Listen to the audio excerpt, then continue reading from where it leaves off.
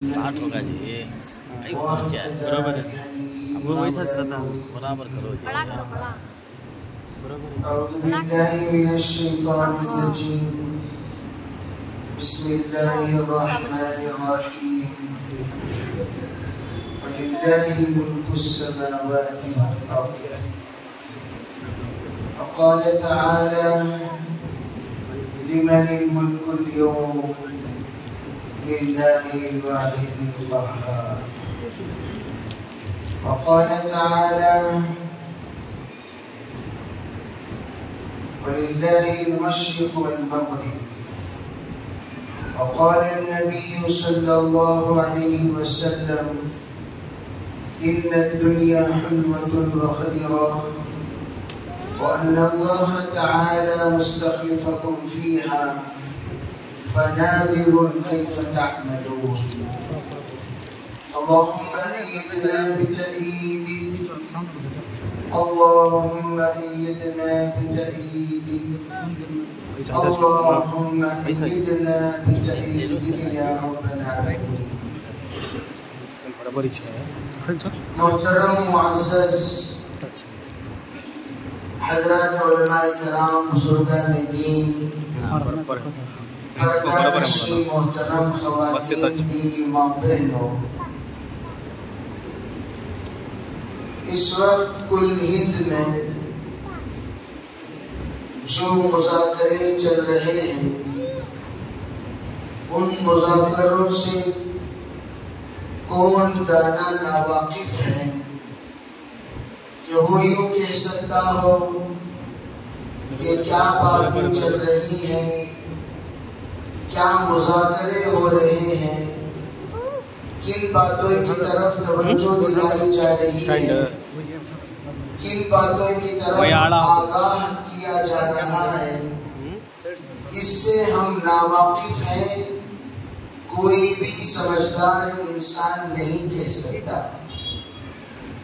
زمانہ اس وقت اتنا تیز ہے ہر اعتبار سے کہ بچہ بھی بہت ساری چیزوں سے واقف ہے۔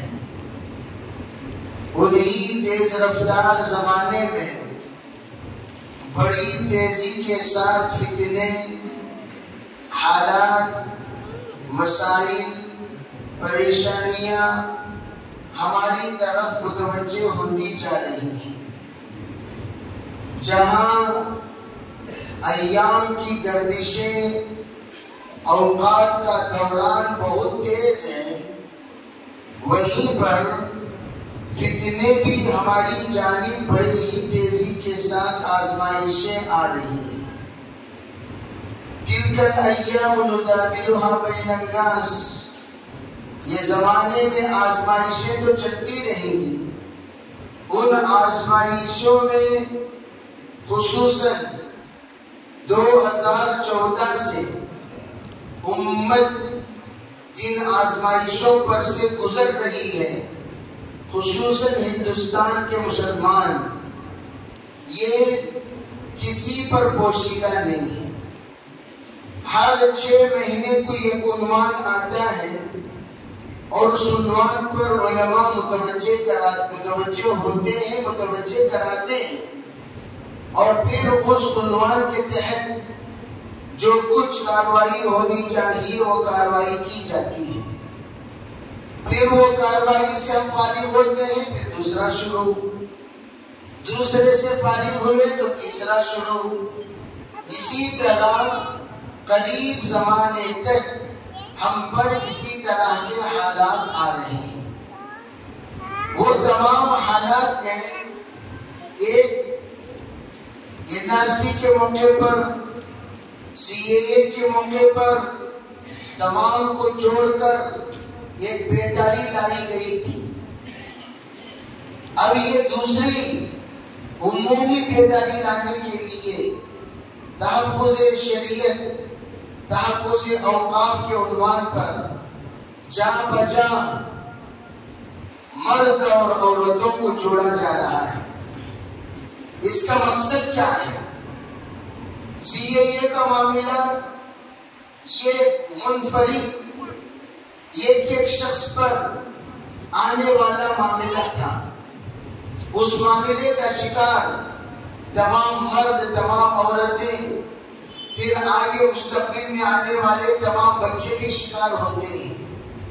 اسی طرح اب جو مسئلہ پیش آیا ہے یہ سیدھے سیدھے ان شعائر اسلام پر نشانہ ہے جس کے ذریعے سے مسلمان ہی نیست و نابود ہو جائے گا. ہمیشہ یہ بات سوچنے کی ہے، جب بھی کسی قوم کو آپ مٹانے کا فیصلہ کریں، یہ روز اول سے تاریخ کا مطالعہ کرنے پر آپ کو پتہ چلے گا. تو سب سے پہلے اس کے زبان کو ختم کرو.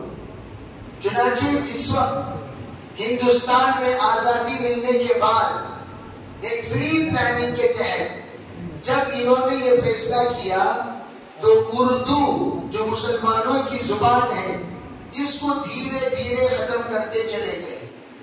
اگر آپ غور کریں گے اردو اسکولیں جتنے پورے ہندوستان میں موجود تھی ان تمام اسکولوں میں اس وقت 1% اسکول باقی ہے.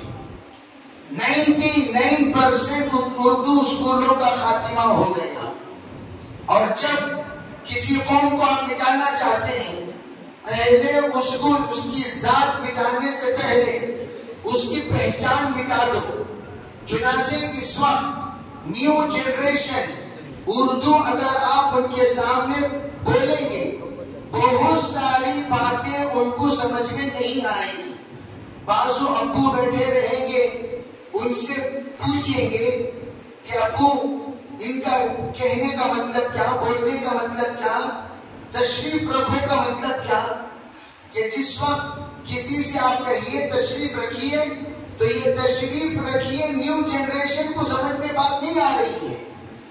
بیٹھو بولو، بیٹھو بولو، بیٹھیں گے. اور پھر آپ ان کے سامنے کوئی بھی ایسی بات کریں تو ان باتوں کو وہ لوگ سمجھ نہیں سکتے کہ جو الفاظ نشستگاہ ہیں آپ دیگر تمام اردو کے جملے استعمال کیجئے، آپ ان تمام اردو جملوں سے بالکل واقف نہیں ہیں. تو اب چلتے چلتے چلتے زمانے سے اردو ختم ہو گیا. اب دوسری بات کہ جس وقت ان لوگوں نے دوسرا قدم اٹھایا اس وقت یہ سوچا کہ اب ان لوگوں کے اندر سے کلچر بھی نکال دو. چنانچہ جو اردو بولنے والے مسلمانوں کے اندر جو کلچر ہے جس کو ہم لوگ اپنی ذاتی تہذیب کہتے ہیں اس تہذیب کا بھی خاتمہ کر دیا. چنانچہ آپ دیکھیے سٹائل ہمارا دن بدن بدلتا جا رہا ہے. اپنا لباس سٹائل ہو یا اپنے رہن سہن کا سٹائل ہو، جو بھی ہماری زندگی گزارنے کا طریقہ ہے وہ طریقہ بھی بدل گیا. اب تیسرا، اب ان کے خاتمہ کے لیے سب سے بڑی نشانیاں مسلمانوں کے حق میں وہ ان کی وہ پرانی نشانیاں ہیں جس کو ہم لوگ اوقاف کہتے ہیں.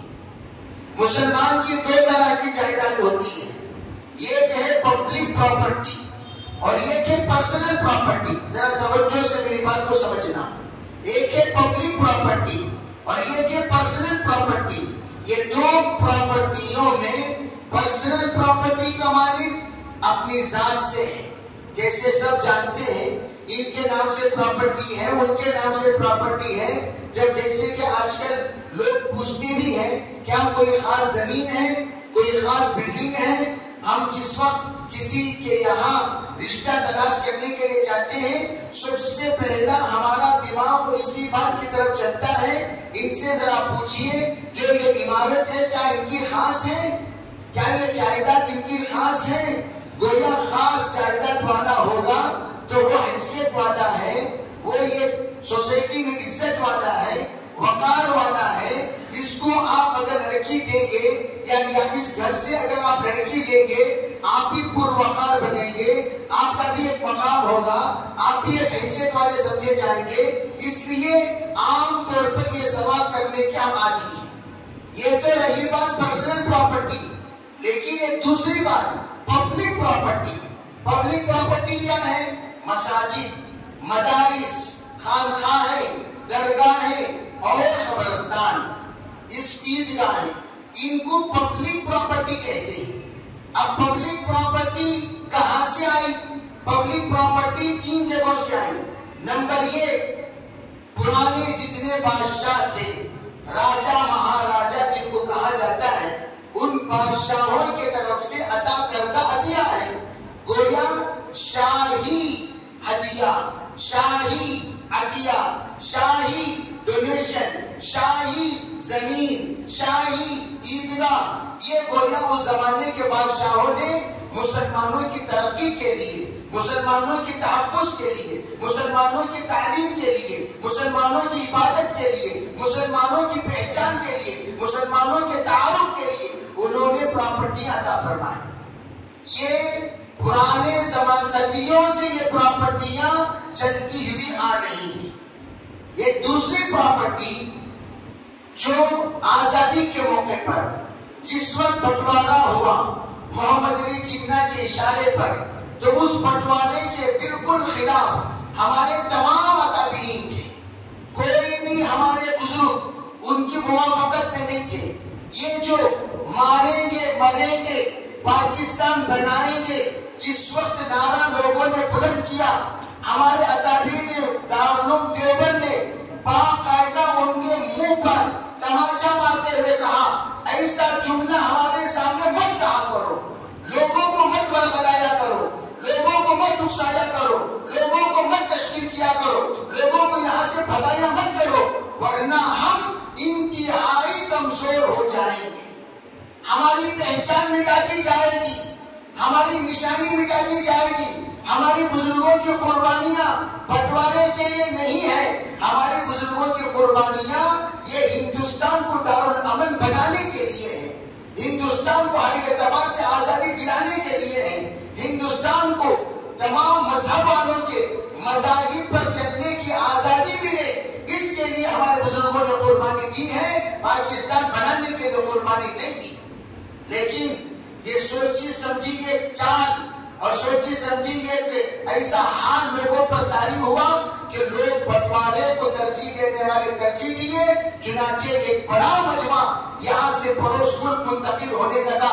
امرتسر سے لے کر لاہور جانے والی ٹرینیں جو مسافروں کے لیے متعین کی گئی تھی، خاک اور خون کی کتاب آپ مطالعہ کیجئے، لاشیں بھر کر یہاں سے ٹرین پہنچی ہے، لاشیں بھر کر پہنچی ہیں۔ بٹوارہ یہ تو انگریزوں سے لڑتے وقت ایک امت کا بڑا طبقہ دنیا سے رخصت ہو گیا شہادت کا مقام پا کر، لیکن یہ انگریزوں سے آزادی ملنے کے بعد جس طرح کا معاملہ بٹوارے کے موقع پر ہوا وہ ناگفتگی معاملہ ہے۔ اس وقت میں ایک بڑا مجمع فتنوں کا شکار ہوا، حالات کا شکار ہوا، مسائل کا شکار ہوا، چنانچہ وہ لوگ یہ خوش فہمی میں یہاں سے وہاں گئے کہ وہاں جانے کے بعد ہمارا مستقل ملک بنے گا، ہمارا مستقل ملک رہے گا، وہاں ہر اعتبار سے خیر خواہی مسلمانوں کے ساتھ کی جائے گی۔ چنانچہ ایک مجمع اسی اعتبار سے گیا۔ ہمارے اسلاف نے توجہ سے میری بات سننا، یہ کوئی دیگر فضائل کا بیان نہیں کر رہا ہوں، آپ ادھر ادھر دیکھیں، یہ میں ٹاپک پر بول رہا ہوں، جس ٹاپک پر بول رہا ہوں توجہ سے سمجھیں تاکہ سمجھانا آسان ہو جائے۔ سمجھ کے سمجھو، سمجھنا بھی ایک سمجھ ہے، سمجھ کے نہ سمجھے وہ میری سمجھ میں نہ سمجھ ہے، تو بہرحال سمجھنا ہے، آپ سمجھیں گے تبھی تو سمجھائیں گے۔ تو میں عرض کر رہا ہوں، جس وقت وہاں مستقل ایک مجمع چلا گیا، ہمارے اسلاف کو فکر پیدا ہوا، ارے بھائی ان کے دینی حال کیا ہوگا، ان کے دینداری کے بارے میں کیا ہوگا، ان کی تعلیم کے بارے میں کیا ہوگا، ان کے تحفظ کے بارے میں کیا ہوگا، ان کے دیگر تمام مسائل کو حل کون کرے گا۔